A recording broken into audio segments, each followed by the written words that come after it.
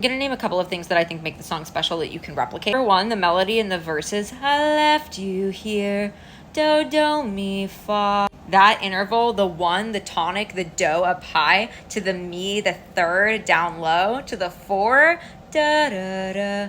Automatically satisfying every time. Versus in this low range, left you here, heard you keep the all really low. Nothing's really being said explicitly. She's just painting a picture and you know exactly what's going on. This person's keeping the extra closet empty in case she stays throughout her 20s. You will love me until you resent me is a really satisfying line, number one, because resent me and gently is just a great rhyme, and she's really keeping rhyme scheme here with empty, 20s, gently, resent me. But also, they're not quite opposite. I think of it as like a richer opposite. Sabrina Carpenter does this when she says, I'm stupid, but I'm clever. Stupid and clever aren't opposites. Stupid and smart are opposites. Even richer in meaning. She also says, I can make a shit show look a whole lot like forever. Shit show and forever are not opposites, but it's kind of richer because they are when you really think about it. So that's what she's doing there. The other thing she really nails is that the verses have a lot of space, or not even a lot of space, just way more space than the choruses. The choruses are much more wordy. Da, da, da.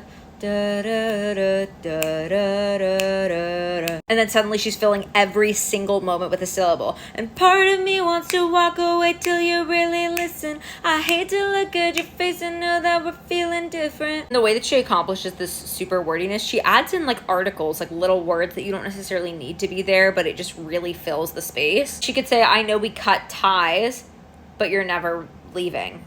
But she says, I know we cut all the ties, but you're never really leaving. But it works. It creates an anxiousness. The chorus is in a much higher range. You go from da da da to part of me, na, na. It's in the mid part of her voice, which is sort of building the tension. The other thing is in the verses, the chord progression is all centered around B minor.